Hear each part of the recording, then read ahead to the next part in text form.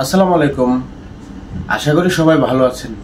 আজকে কথা বলবো যে আমাদের যে বাংলাদেশের জনগণ আছি, আমরা 18 কোটি হোক, 20 কোটি হোক, 22 কোটি হোক, আমরা যে জনগণ আছি, আমাদের জনগণকে তো কয়েকভাবে লুটপাট করা হয়। জনগণের পকেট থেকে টাকা সরকার লুটপাট করে, ট্যাক্সের নামে, ভ্যাটের নামে কোম্পানিগুলো নিয়ে যায়, সবকিছু করে। কিন্তু সবচেয়ে বেশি যে আমাদের কাছ থেকে লুটপাট, আমাদের ঘুমের মধ্যে রেখে নীরবে নিবৃতে আমাদের কাছ থেকে সর্বস্ব লুটে নিয়ে যাচ্ছে আমাদের দেশের মোবাইল অপারেটর কোম্পানিগুলো তাদের বিভিন্ন ডাটা এবং কল রেট প্যাকেজের মাধ্যমে।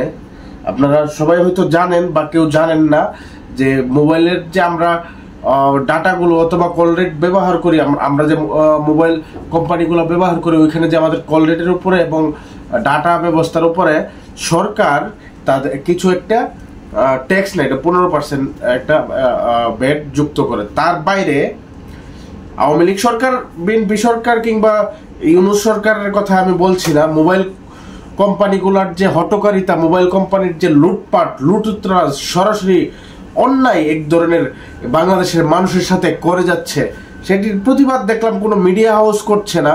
মেইন স্ট্রিম মিডিয়াগুলো তো করেই না, কারণ তারা এড পাচ্ছে, সবকিছু পাচ্ছে, তাদের দান্দার বিষয় আছে, তারা এগুলো বলবে না।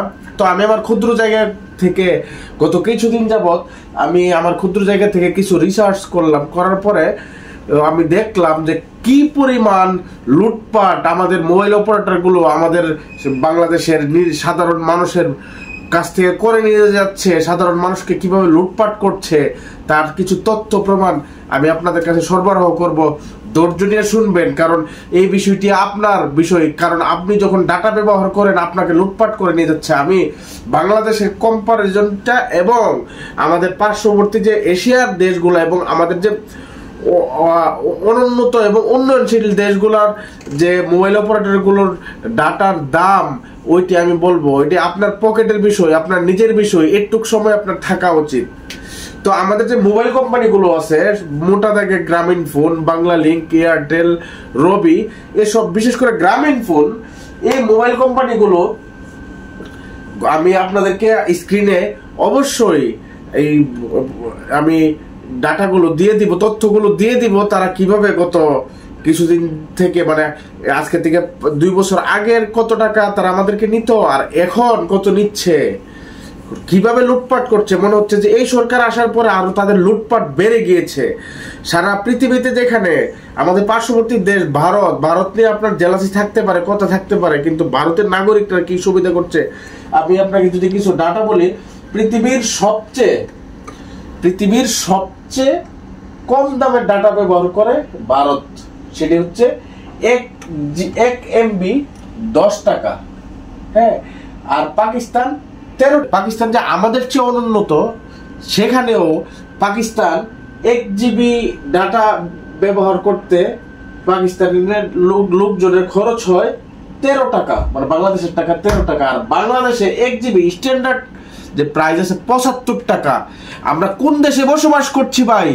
আমাদের থেকে সর্বস্ব লুটে নিয়ে যাচ্ছে আমাদের মোবাইল কোম্পানিগুলো, আমাদের মাল্টিন্যাশনাল কোম্পানিগুলো। প্রতিবাদ করার কেউ নাই, সবাই যেন জনগণের টাকা লুটপাট করতে একটা প্রতিযোগিতায় নেমে গিয়েছে। কোন কোম্পানি থেকে কোন কোম্পানি বেশি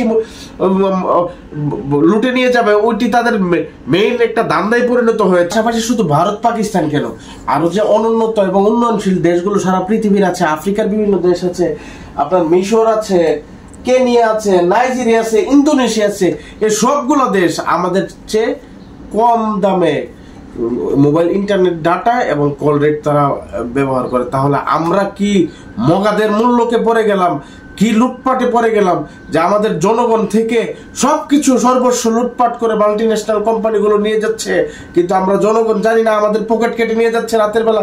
এরা তো সরাসরি পকেট মারের কাজটা করছে, যে আমি যখন ডাটা ব্যবহার করছি তখন সে আমার পকেট থেকে টাকা নিয়ে যাচ্ছে, সরকার সেটিকে প্রশ্রয় দিচ্ছে।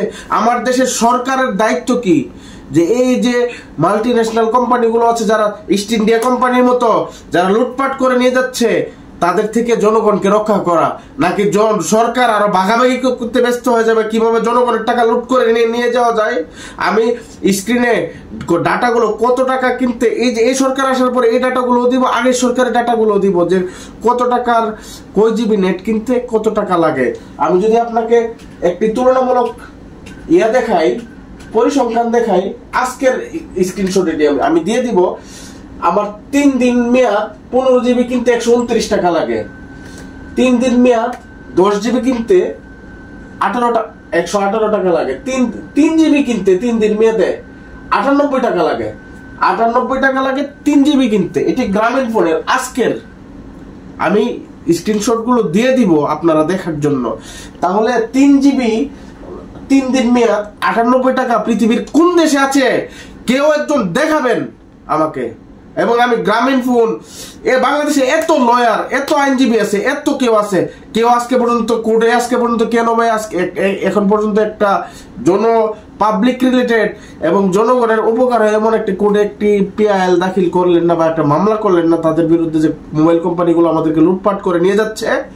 কোন মিডিয়া প্রতিষ্ঠানে তো মেইন স্ট্রিম মিডিয়া আছে, বড় বড় কথা বলে দালালগুলো আজকে পর্যন্ত কেন যে জনগণের উপর লুটপাট করে নিয়ে যাচ্ছে, তাদের ভূমিকা কি? আমার মোবাইল অপারেটর কোম্পানি, আমার যে বিটিসিএল আছে, তার ভূমিকা কি বাংলাদেশে? তারা কি ফালায় ভাই? আমার দুদক আছে, দুদক বাংলাদেশের জনগণ থেকে লুটপাট করে অন্যায্যভাবে নিয়ে যাচ্ছে। আমার দুদকের কাজ কি? সরকারের কাজ কি? সবার কাজ কি? এই প্রশ্নগুলো করতে হবে আমাদের পকেট থেকে লুটপাট করে টাকা নিয়ে যাচ্ছে বিদেশি কোম্পানিগুলো, আর আমার দেশের সরকার দেখে দেখে তাদের সাথে ভাগাভাগি করছে। এই জন্য কি আমরা সরকার নিয়োগ করি?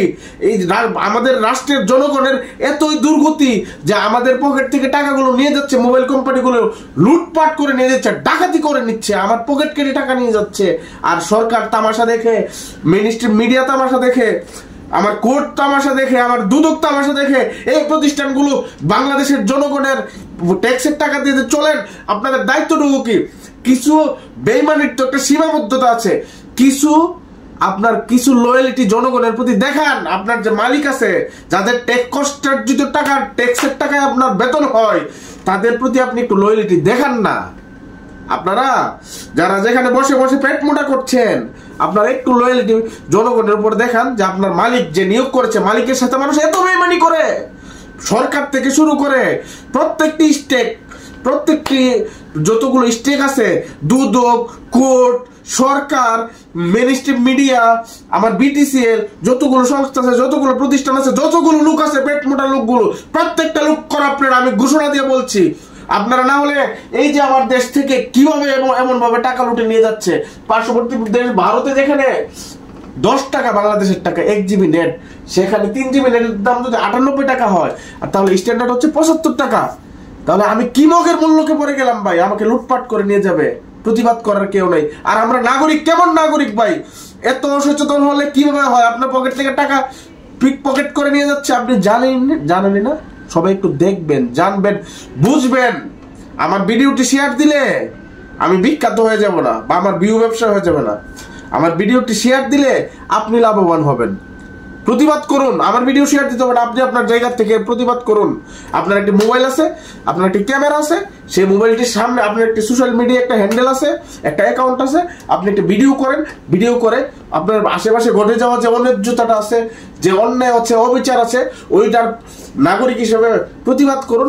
এই প্রতিবাদটুকু আপনার যদি না করতে পারেন, তাহলে আপনার ভবিষ্যৎ আজীবন আপনাকে এমনভাবে লুটপাট করে নিয়ে যাবে, আপনার ভবিষ্যৎ প্রজন্মের জন্য কিছু রাখবে না, ওরা সবকিছু লুটপাট করে নিয়ে যাবে।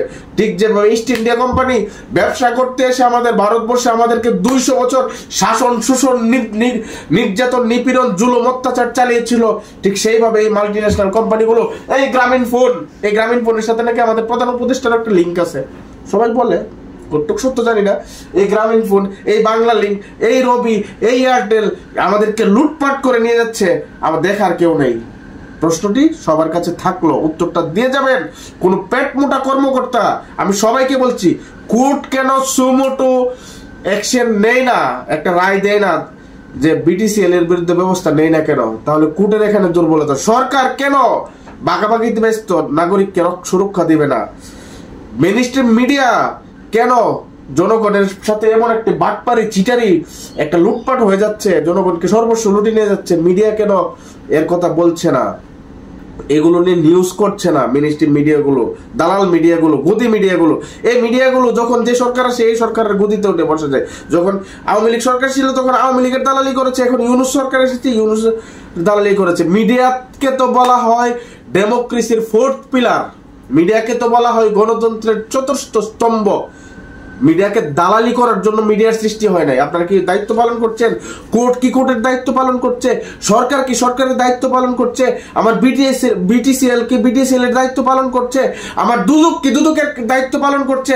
আমি নাগরিক কি আমার নাগরিকের প্রতিবাদটুকু করছি? সবার কাছে প্রশ্ন থাকলো, আপনি উত্তরটা দিয়ে যাবেন। সবাই ভালো থাকবেন। আসসালামু আলাইকুম।